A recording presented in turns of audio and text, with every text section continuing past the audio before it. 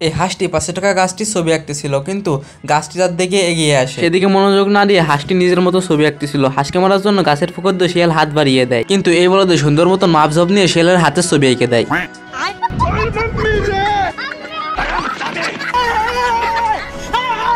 জাহিল সালে জানবার।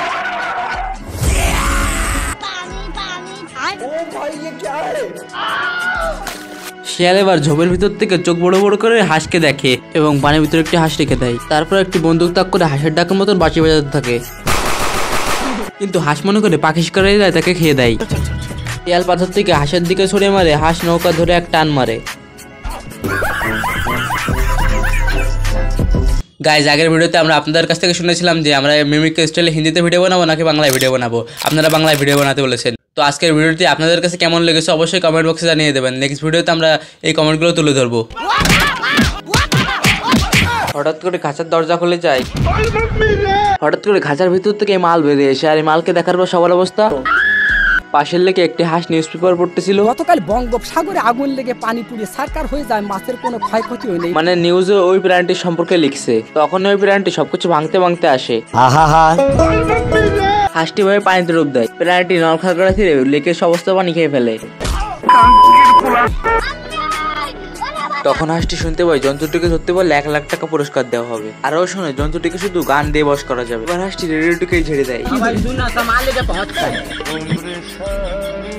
জেলে প্রাণীটিকে বন্ধ করে টাকা আনতে জোর দেয়। টাকাটা ওই মেন্টাল উঠিয়ে নেয়। কি মনে করিস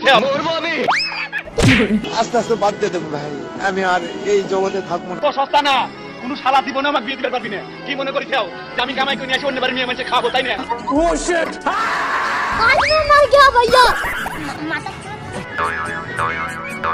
খরগোশ টিভি সেন্টারে যায়, একটু পরে সেখানে হাঁসও চলে আসে। साले को बम से उड़ा दूंगा एक बार हाथ में आ जाए। হাঁস এক লাফে বিল্ডিং এর মাথায় চড়ে খরগোশকে নিয়ে বেরিয়ে যায়।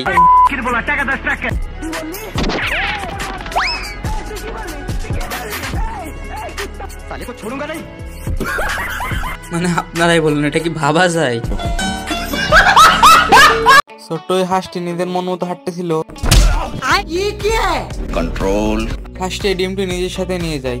এখানে একটি মুরগি বসে তার ইচ্ছিল হাঁসটি ডিমটি ফোটানোর জন্য মুরগির নিচে ডিমটি রেখে দেয়।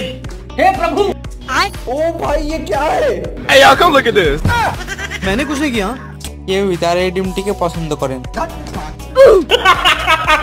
এবং সে নিজেই ডিমের পর তার দিতে শুরু করে এবং ডিম থেকে বাচ্চাও বেরিয়ে আসে এবং প্রতিদিন এই ছোট ছানার জন্য হাঁসটি খাবার নিয়ে আসে। এইভাবে দিনের পর দিন চলে যায়। ছোট্ট ছানাতে এখন অনেক বড়, তার এখন অল্প খাবারে হয় না, তার বস্তা বস্তা খাবার লাগে। হঠাৎ একদিন হাঁসটি শিয়ালের নজরে পড়ে যায়।